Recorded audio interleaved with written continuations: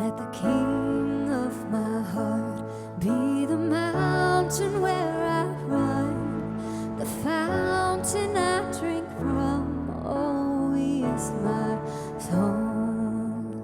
Let the king of my heart be the shadow where I hide, the ransom for my life. Oh, he is my song. 'Cause you are good, you're good. Oh, you are good, you're good. Oh, you are good, you're good. Oh, you are good, you're good. Oh, let the king of my heart be the wind inside my sails, the anchor in the waves. Oh, he is my song. Let the king of my heart be the fire inside my veins, the echo of my days. Oh, he is my song. Let the king of my heart be the wind inside my sails, the anchor in the waves. Oh, he is my song. Oh, let the king of my heart be the fire inside my veins, the echo of my days. Oh, he is my song. 'Cause you are good, you're good. Oh, you are good, you're good. Oh, you are good, you're good. Oh, you are good, you're good. Oh, you're never gonna let me down. No, you're never gonna let me down. You're never gonna let me down. You're never gonna. Come on, let's sing that in faith. Oh, you're never gonna let me down. No, no, no. You're never gonna let me down. No, you're never gonna let me down. Oh, no, you're never gonna let me down. 'Cause you are good, you're good. Oh, you are good, you're good. Oh, you are good, you're good. Oh, you are good, you're good. Oh, you're never gonna let me down. You're never gonna let me down. You're never gonna let me down. No, no, no.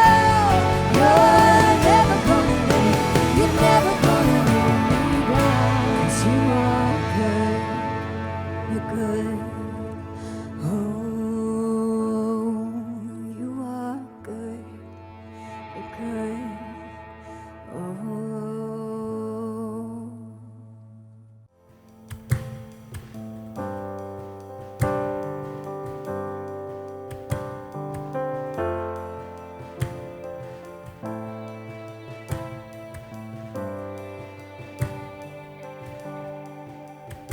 It's your breath in our lungs, so we pour out our praise.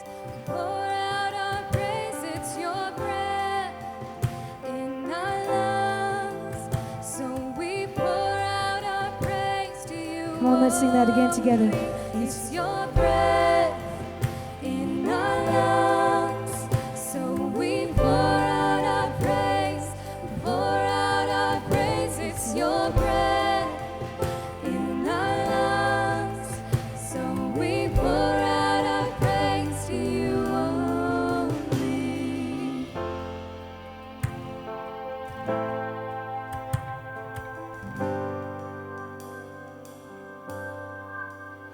You give life, you are love, you bring light to the darkness, you give hope, you restore every heart that is broken. Great are you, Lord. It's your breath in our lungs, so we pour out our praise. We pour out our praise. It's your breath in our lungs, so we pour out our praise to you only. It's your breath in our lungs, so we pour out our praise.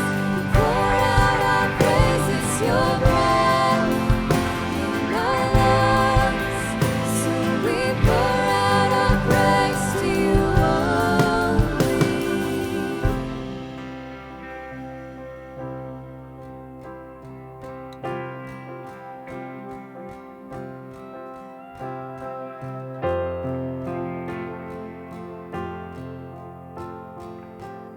Let's sing this together, all the earth.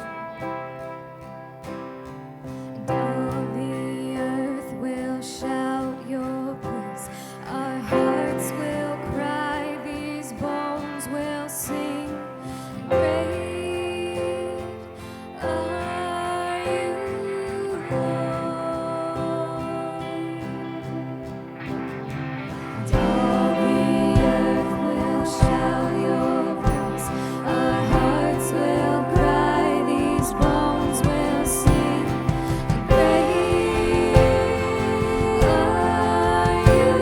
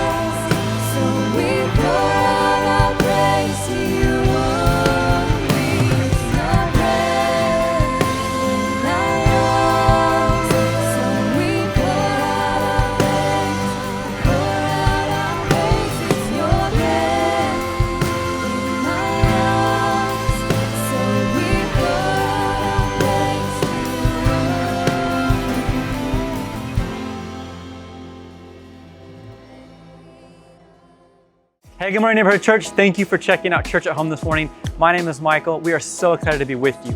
Hey, we would love for you and your family to stay in the loop this fall and holiday season, and there are a few ways that you can do so. You can head to ncvisalia.com where you can download our weekly update, or you can head to your smartphone or device and download our church app, as well as follow us on social media. We would love for you to stay in the loop and be a part of everything that's happening. Hey, like we do every week, we are so thankful for your generosity. You are continuing to give to the mission of Neighborhood Church and making possible everything that we do here in our amazing community. If you are interested in giving this morning, you can head to ncvisalia.com/give, or you can text NC to 77977. Again, thank you so much for your generosity and being for Visalia. Hey, we're now going to transition to our teaching time this morning with Stephanie. Let's go check it out.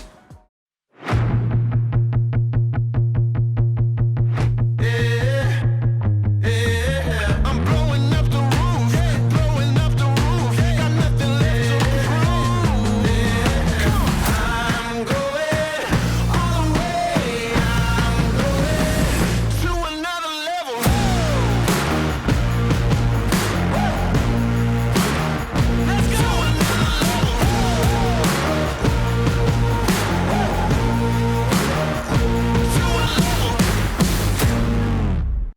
you to think about the place where you live. Your house or your apartment, your mobile home, wherever you live. Why did you choose to live there? I mean, maybe it was the price, it was just a good deal, or the best place you could afford, or maybe it was the location or the number of bathrooms or because it has a pool. I mean, I think most of us spend a lot of time and energy choosing where we live. And we want to know answers to questions like, is it safe? Is it comfortable? Are things going to break? I mean, there are a lot of different reasons to pick a home, but rarely, if ever, do we pick our home based on who our neighbors will be. I mean, did any of you think about interviewing your neighbors before you moved in to see if you would like them? I mean, in all the places that I've lived, I have never met the neighbors before I moved in. I met them after I moved in. Whether I liked them or not, I was just stuck with them. And it's the people that you share a fence with or a wall with that can make or break your life. I mean, you might love your apartment, but that guy that plays loud music until 2 a.m. every night could make you want to move out in a week. Or you might have found your dream house, and then the cat lady moved in next door with 20 strays, and now the stench has turned that dream into a nightmare. I mean, your neighbors can make a big impact on your life. And I think that's why we build fences and garages, and why very few of us actually even know our neighbors' names. I mean, it's just safer to keep them at a distance because you never know who you're going to get. Well, Jesus told a story about a good neighbor. And it's a well-known story, and even if you're not a church person, you may have heard the story of the Good Samaritan.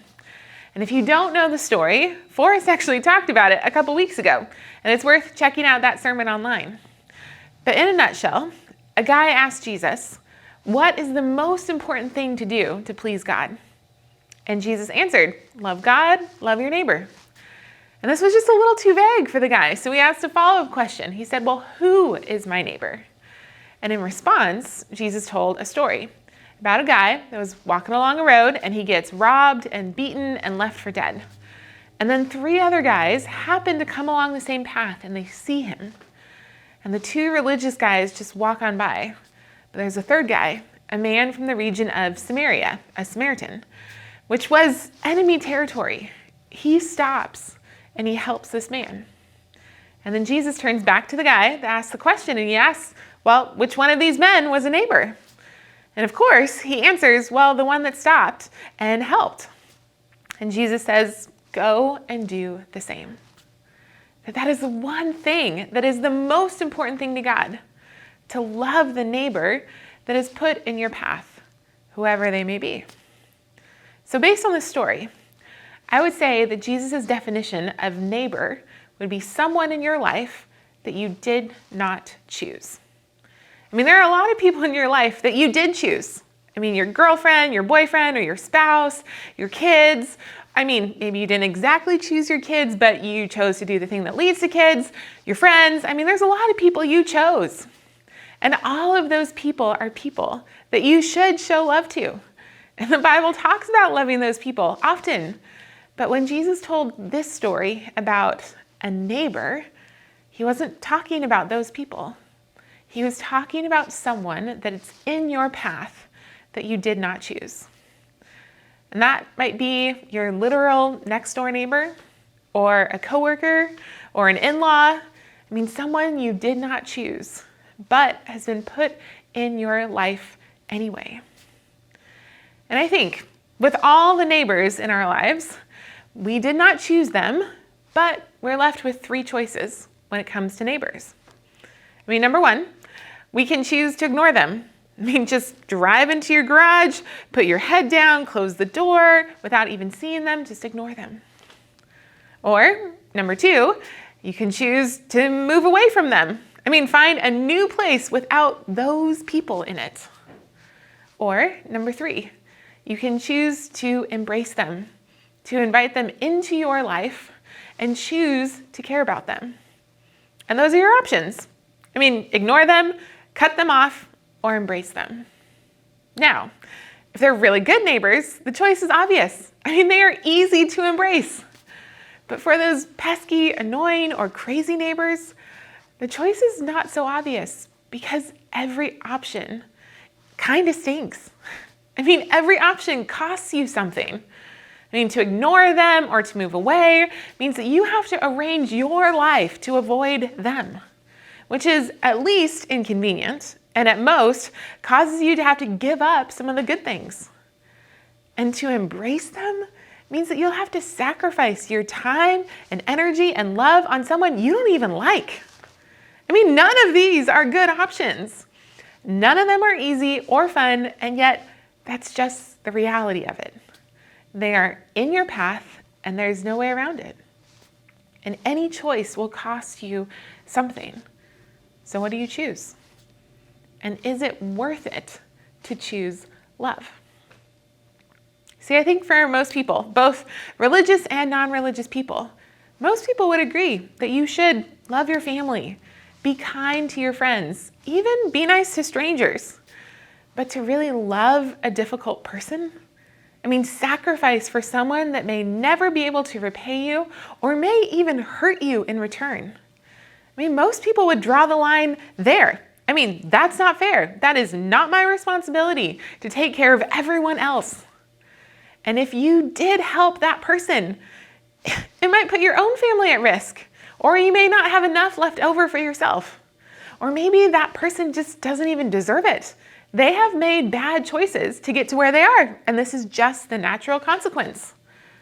Or maybe I just don't have enough time, or money, or patience, or energy to help that person, or it's just not my gift.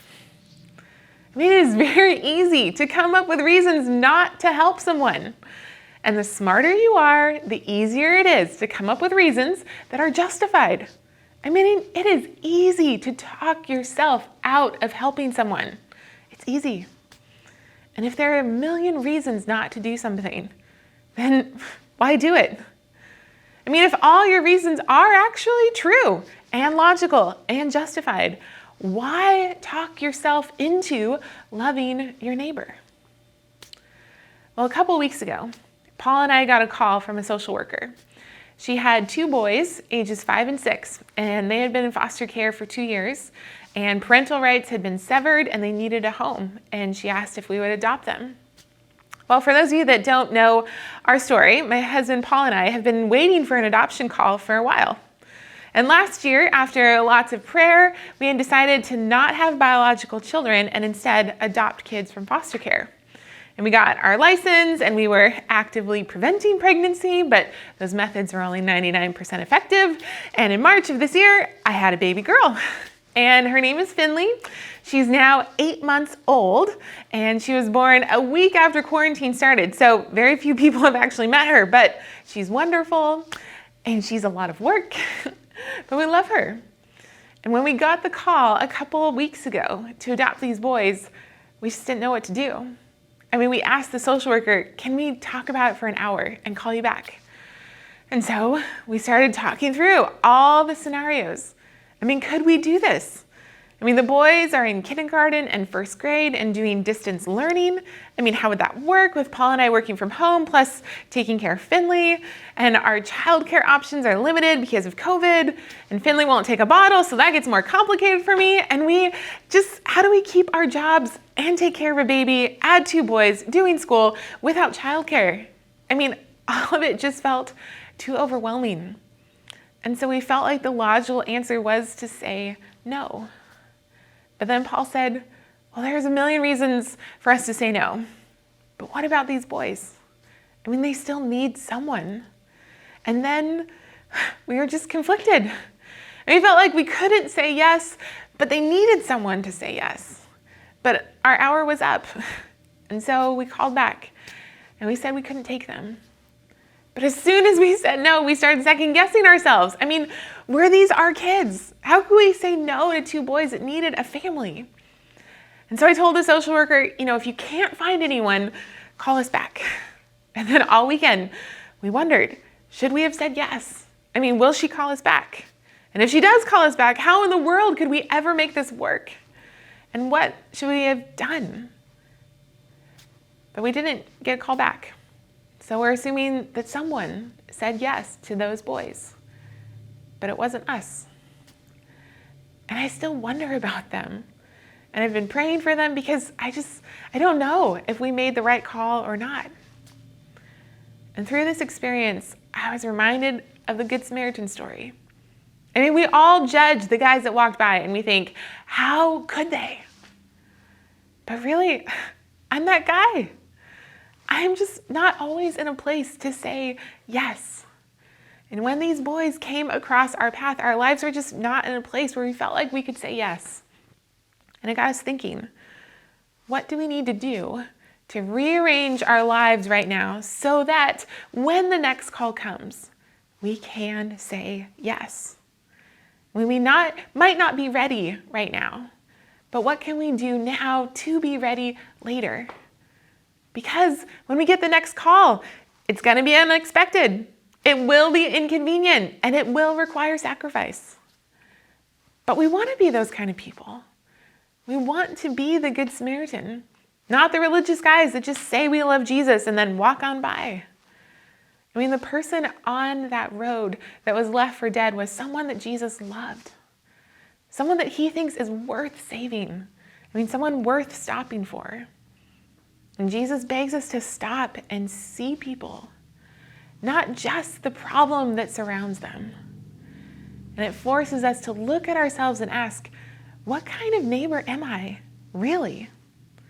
I mean, I always assume that I'm the good guy in the story, but I think more often I'm the one that walks on by and doesn't stop. And you might not be able to stop for everyone, but that doesn't keep you from stopping for the one that you can. So I'm going to ask you to ask yourself an honest question. I mean, thinking about just the past week, or maybe the month, or even the past year. Were you the one that stopped to help? Or did you walk on by? I mean, maybe you have all the legitimate reasons why you couldn't stop. Or maybe like us, you wanted to stop, but something was holding you back. I mean, maybe you would love to be generous and help someone out, but you've got so much credit card debt, you literally can't. I mean, then maybe your first step is to make a plan to get out of debt so that someday you can be the person that you want to be. I mean, maybe you want to be the person that helps a stranger, but you just don't have the time. I mean, maybe your next step is creating some limits or some boundaries in your life, or saying no to some opportunities so that you can say yes to others when they come along. Or maybe you have the time to give, but you don't know who to give it to. I mean, you don't know what your neighbors need because you've actually never even met them. I mean, maybe your first step is dropping off a plate of cookies or your favorite beverage and introducing yourself from a safe distance, of course, and just finding out who they are. Or maybe you know exactly who your neighbor is and you know what you should do. Then this message is just a reminder to just do it. To just set aside some time this week and love your neighbor. See, John, one of the first followers and probably the closest person to Jesus, wrote this, that this commandment we have from him, from Jesus. Whoever loves God must also love his brother. Jesus was very clear. This is who we are to be. It's not complicated, it's just hard to do. So who is your neighbor? Who is that someone in your life that you did not choose, but you can choose to love? And as we conclude our Give, Serve, Love series, our challenge this week to you is to spend 1 hour loving your neighbor. Just 1 hour of your 168 hours you have this week spent loving your neighbor. I mean, just one person in your life that you did not choose, but you can choose to love for 1 hour. That this can be your literal next door neighbor, the coworker, maybe a stranger. I mean, there are even some ideas for you on our Give, Serve, Love website if you can't think of what to do. And what can you do this week to do the one thing that Jesus said was the most important thing? And if you can't do it this week, how can you rearrange your life so that you can love the next neighbor that lands in your path. And I can guarantee you, it will be inconvenient. It will be costly. It might even be risky, but it might be the thing that changes their life or your life or both for good. And it'll probably be worth it.